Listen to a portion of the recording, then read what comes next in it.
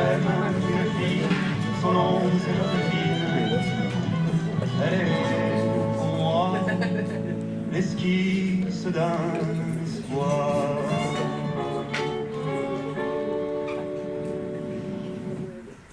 C'est la fin de la chanson, donc ça tombe bien, on va commencer. Vous venez donc d'écouter... Ah oui, je vais brancher le micro. D'abord. Est-ce que là, ça va mieux? Oui. Donc vous venez d'écouter l'album de Baptiste, ici présent, L'Insouciance. Merci Baptiste d'être là, d'avoir accepté d'intervenir à mon séminaire. Donc je vais vous présenter un petit peu le séminaire pour ceux qui peut-être n'étaient pas là à la première séance.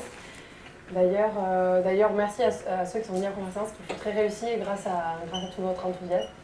Donc chanson, voix, poésie, qu'est-ce que c'est? C'est un séminaire de recherche sur la chanson française qui a lieu jusqu'en fin décembre, 21 décembre, 8 séances en tout. Donc ici c'est la deuxième. Donc il y aura des séances sur l'écriture de chansons, sur l'histoire de la scène, sur Brassens spécifiquement, donc voilà, etc. Je vous invite à voir sur le petit programme qui est disponible ici.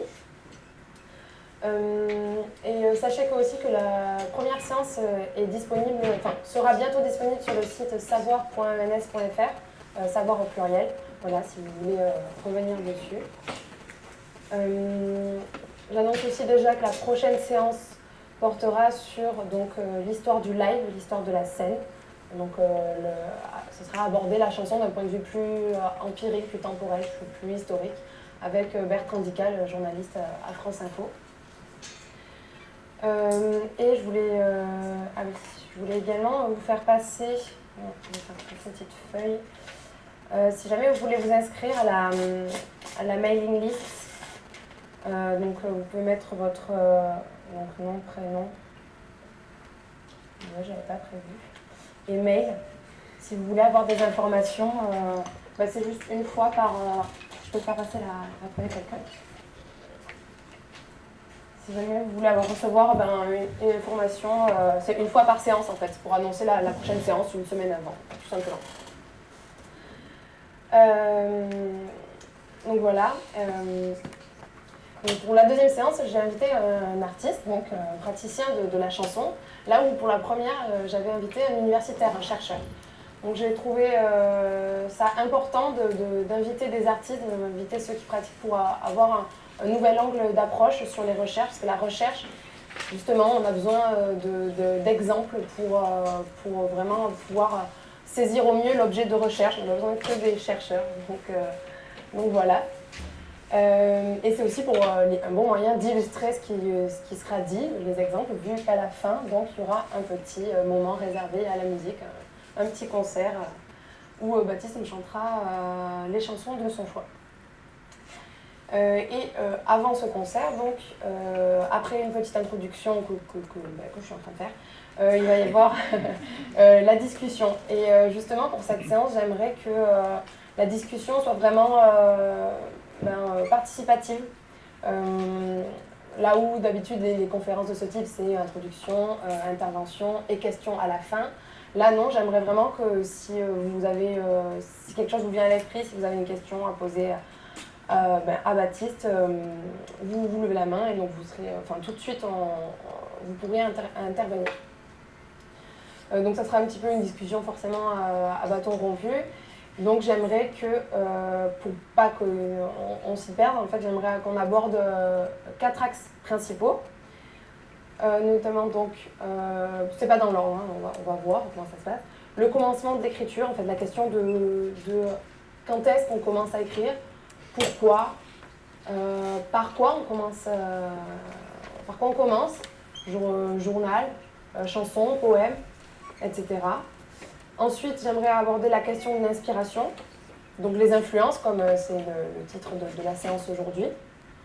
Les influences d'un auteur, compositeur, interprète, d'un songwriter, les thèmes des chansons, la question du manque d'inspiration aussi, peut-être un peu plus difficile à aborder. Voilà. Ensuite, j'aimerais également qu'on parle des liens et des différences entre la chanson francophone et la chanson anglophone, parce que Baptiste, donc, dans son album, chante principalement en français.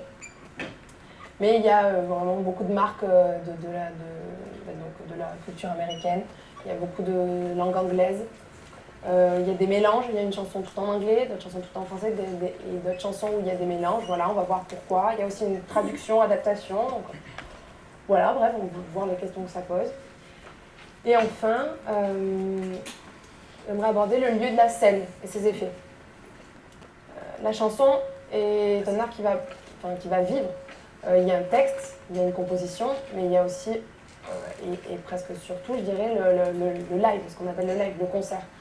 Donc, il y a aussi des questions de mise en scène dans les études littéraires, parce que ici, c'est un séminaire du département de littérature. On croise de manière classique dans notre parcours le théâtre, la poésie, le roman. Voilà. Donc, aujourd'hui, nous, on parle de chansons, et j'aimerais voir, donc voilà, qu'est-ce que ça pose comme question.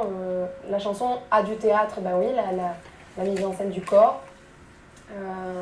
Elle a de la poésie, la forme brève, elle a de la poésie, les vers, et voir en quoi elle se démarque de tout ça, en quoi on peut l'étudier pour elle-même. Donc voilà, pour résumer, donc le commencement de l'écriture, la question de l'inspiration, la chanson francophone et anglophone, et le lieu de la scène et ses effets. Donc avant de faire connaissance un petit peu avec Baptiste, je vais introduire un peu tous ces thèmes-là aujourd'hui. Ça résonne un peu là, ça me gêne un peu, mais peut-être que vous aussi. Je vais peut-être essayer de... Je sais pas si je peux parler assez fort pour tout le monde ou... Parce que vraiment ça me... Bon, j'essaye si jamais, mais vous vous rapprochez. Donc, jeudi dernier, vous vous doutez de ce dont quoi je vais parler, je suppose.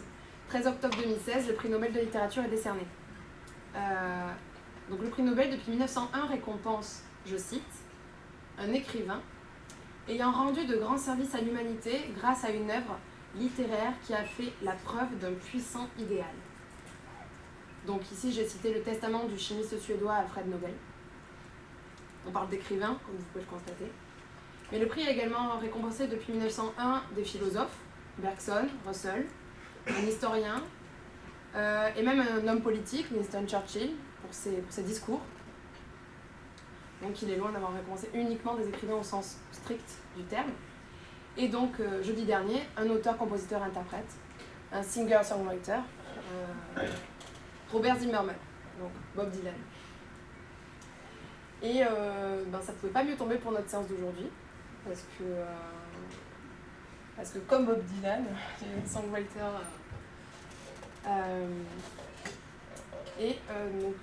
donc, il a été récompensé pour, je cite encore là, cette fois le jury, pour avoir créé dans le cadre de la grande tradition de la musique américaine de nouveaux modes d'expression poétique.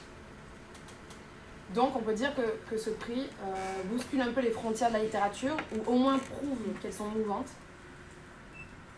Certains ont tenté donc de justifier la poésie de Bob Dylan en disant que Christopher Ricks, R-I-C-K-S, un universitaire, donc quelqu'un de tout à fait sérieux, a consacré une monumentale étude à Bob Dylan. Ou en disant qu'une bibliothèque universitaire a créé un fonds Bob Dylan pour justifier de la entre guillemets, dignité de Bob Dylan de recevoir ce prix de littérature. Je pense qu'il ne faut pas vraiment comparer poésie et chanson. Ils essaient de justifier, donc de donner de la valeur à la chanson en la comparant à la poésie.